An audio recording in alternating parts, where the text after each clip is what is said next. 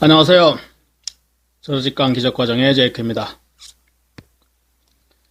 그동안 음성 녹음한 것에 대해서 졸리다는 말이 좀 있어가지고 이번에 한번 안 졸리게 해보겠습니다. 안 졸리게 해보겠습니다. 오늘은 기적 충동의 왜곡에 대해서 한번 얘기를 해보도록 하겠습니다. 기적 충동, 기적을 일으키고자 하는 충동, 그게 근데 왜곡되었다. 기적에 대한 충동을 우리가 갖고 있나요? 우선 그럼 기적이 뭔지 알아야 되겠죠. 기적은 뭐냐? 자, 물리를 걷고 하늘을 날고 벽을 뚫고 지나가고 이런 것들이 기적이라고 흔히 사람들이 알고 있는데, 물론 그것도 기적은 기적이죠. 단지 그런 하늘을 날고 벽을 뚫고 예수님이 그 성경에도 나오죠. 아래층에서 위층으로 벽을 뚫고 올라갔다 뭐 이런 말 나오는데, 또 물리를 걸었다, 병자를 고쳤다, 또는 예수님 본인도 모르는 사이에 누가 다가와서 뭐 옷깃을 잡고 그러면 뭐 병이 고쳐지고 그랬다는데, 뭐 소경이 눈을 뜨고 안전뱅이가 일어서고 뭐 그랬다 하죠. 근데 그런 것도 기적은 기적이죠. 단지 그런 기적을 일으키려면 어떤 아무나 그냥 그렇게 하자 그렇게 되는 게 아니고 뭔가 원리라는 걸 깨쳐야 되겠죠. 그 원리, 이것을 기적이라 하는 거죠. 어떤 물리를 걷고 병을 고치고 이런 거는 드러나는 현상을 말하는 것 뿐이고, 보통 사람들 눈에는 그걸 기적이라 하지만 사실은 그 속에 있는 거죠. 마치 바둑 고수가 조은현, 이창호, 이세돌 이런 사람들 바둑을 주면 기가 막히게 잘 두고 사활 문제 내면 척척 풀어내고 형세 판단 정확하고 수읽기 이렇게 정확한데, 자, 조은현이 상대방의 테마를 잡는 거, 이게 기적적이다. 하지만 정작 조은현 이런 프로기사들은 그 생각 안 하는 거죠. 수익게 해보니까 죽게 됐으니까 잡으러 간 것 뿐이고, 뭐 원래 살게 되는 거를 기가 막히게 어떻게 해서 잡았다 이렇게 생각 안 하죠. 그러니까 또는 뭐 차범근, 또 누구야 그 뭐 축구 선수, 누가 뭐 호나우두가 축구를 한다, 기가 막히게 골을 넣었다, 뭐 이거 기적이다 그렇게 생각 안 하겠죠. 그들은 수많은 연습과 어떤 공을 차는 어떤 축구하는 어떤 원리, 그 사람들은 이거를 중시하겠죠. 마찬가지죠. 이것도 병을 고치고 물리를 걷고 이렇게 한다 하더라도 그 표피적으로 보이는 거야 물론 물리를 걷고 병을 고치고 하는 거겠지만, 그 중요한 거는 그거를 할 수 있는 원동력이랄까 실력이랄까 이런 거죠. 그러니까 말하자면 기적이라는 거는 사람들이 볼 때는 뭐 겉으로 드러나는 걸 와와 하겠지만, 진짜 기적은 그걸 일으킬 수 있는 능력을, 말하자면 그 원리를 말하는 거죠. 그게 뭐냐? 그게 바로 기적 과정에서는 인식의 전환이다 이렇게 말을 하는 거죠. Sudden shift of perception. 인식의 전환이다.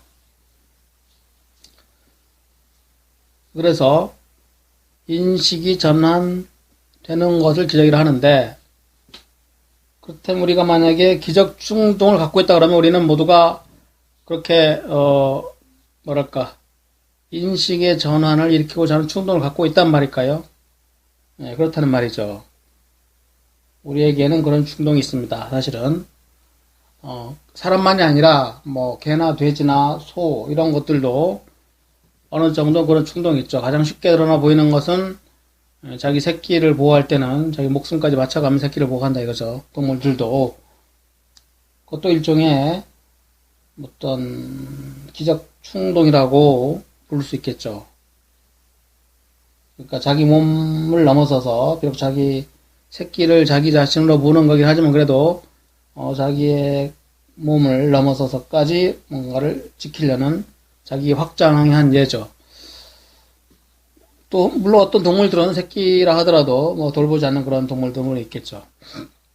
그러니까 그런 동물에 비하면 약간 숭고한 그런 거 있죠. 그러니까 인식의 전환이라는 거는 결국은 달리 보면 자기 확장이죠. 그렇잖아요. 아주 자기 자신 어떤 작은 나 이런 것만을 나라고 본다. 그래서 그걸 지키려고 한다. 그래서 남들이 나를 해코지 못하게 해야 되고, 남들이 나를 안 좋게 보는 일을 좀 피해야 되고, 뭐, 그 작은 어떤, 말하자면 소화를 하는 거, 소화. 이 작은 나를 가지고 막 이렇게 지키려고 한다. 이런 것에서 뭔가 더 큰 나.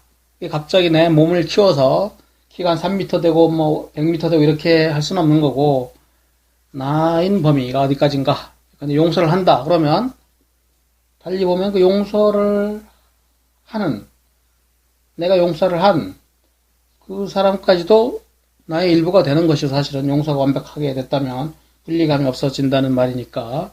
분리감이 없다. 이 말은 결국은 나와 너가 분리가 없으니까 내가 너무 커진 거죠. 그래서 자, 사람한테는 기적 충동이 있습니다. 바로 인식의 전환을 기적이라 하는데, 인식의 전환을 달성하고자 하는 충동이 우리에게 다 있다 이거죠. 태어날 때부터 타고 나서 우리 영혼에 그게 꽉 박혀 있다 이거죠. 그런데 기적 충동이 있는데 그러면 그게 왜곡이 됐다. 왜 왜곡이 됐느냐? 그것은 달리 말하면은 전체로서의 우리 자신을 보지 못하고 굉장히 작은 하나의 육체, 키가 뭐 한 1m에서 2m 사이에 있는 뭐 한 어떤 이런 육체를 가진 한 존재, 그리고 나와 나 아닌 모든 존재가 어떤 대립관계로 보는, 갈등관계로 보는, 그리고 어떤 남으로부터 위해를 당할 수도 있다. 이런 생각이 드는 어떤 이거 하나에만 딱 집중을 하다 보니까 정작 기적의 충동은 가려지고 있다 이거죠. 그렇죠? 그래서 말하자면은 그 기적 과정도 나오고, 기적 과정의 초반부 초기 도입부에 나오죠. 기적 충동 왜곡이라는 제목으로 이렇게 나오기도 하고, 거기에 대한 라지 강의도 있습니다. 그래서 뭐 성적인 어떤 결합, 뭐 남자가 여자, 여자가 남자, 어떤 이런 것도 기적 충동이 왜곡된 것이다. 기적 충동이 잘못 가이드된 것이다. misguided miracle impulses 이렇게 얘기하죠. 그러자면은 자, 뭐 성적인 합의를 하겠다, 하고 싶다, 이런 충동이 일어난다. 이런 것도 그냥 우리가 막 어떤 성적 충동은 뭐 나쁜 것이다, 또는 더러운 것이다, 아니면 그냥 뭐 좋은 것이다, 여러 가지로 갖다 붙이지만 꼭 그렇게 좋고 나쁘고를 다 떠나서 그걸 순전히 가치 판단하지 않고 보면 뭔가 합의를 하려는 그런 마음이 있는 거죠. 그죠? 나와 나 아닌 사람, 남자 입장에서는 여자, 여자 입장에서는 남자, 이렇게 해서 뭔가 그냥 가만히 있어도 되는데, 가만히 있기보다는 뭔가 합의를 하고자 하는 그런 충동이 있다 이거죠. 그거를 욕망의 충족으로만 생각하면 뭐 그냥 그렇고 또 별 볼 일 없는 거죠. 근데 그 달리 보면은 꼭 욕망의 충족만 있는 건 아니고 뭔가 합의를 이루고자 하는 그런 간절한 어떤 그런 게 있다 이거죠. 욕망이 강할수록.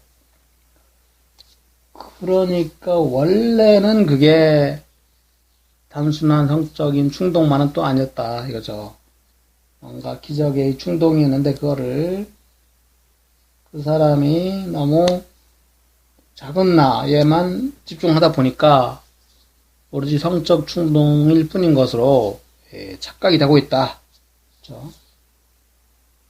그러니까 그런 예를 들어 그 기적 충동에 좀 더 기적 충동이라는 그 원형에 좀 가까운 그런 것은 아마 대략 10대 청소년기에 느끼는 어떤 그런 아련한 뭐 그 동급생 또는 뭐 학교 선배 후배 또는 뭐 이런 옆집 소녀 뭐 이런 이거에 대한 뭔가 아련한 뭐 그런 어떤 약간의 충동 같은 거, 이런 것이 비교적 그 원형에 가깝지 않을까라는 생각이 들어요.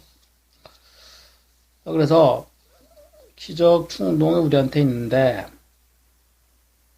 기적 충동이 기적 충동으로 잘 안 느껴진다 이거죠. 이게 기적 충동으로 잘 안 보이고 욕망의 어떤 충족이다. 이렇게만 보인다 이거죠.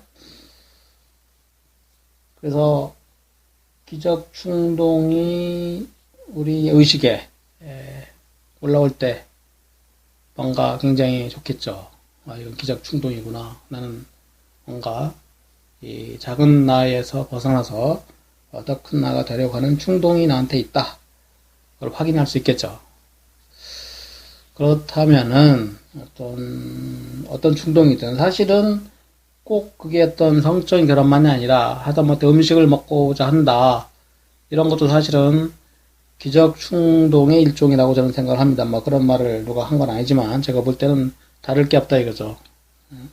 음식을 먹는다. 그냥 배고플 때 약간 배고픔이 가실 정도로만 겨우 먹는 연예인들 다이어트 하는 그런 정도 그냥 뭐 단지 그냥 배고프니까 먹는 거고 그렇게 배가 고프지 않음에도 불구하고 뭔가를 먹고 싶다는 생각이 충동이 든다. 이거는 역시 그것도 기적 충동이 왜곡된 게 아닌가 라고 생각이 들어요. 그러니까 기적 충동을 기적 충동으로 그대로 이해하면 좋은데 그게 기적 충동으로 보이지 않는다 이거죠. 그냥 허겁지겁 뭐 어떻게 욕망 충족의 어떤 걸로만 어떤 갈구, 갈증 이런 걸로만 보인다 이거죠. 그럼 이걸 어떻게 해결해야 되느냐? 자, 이것이 만약에 기적 충동이 왜곡된 거라면 어떻게 되느냐?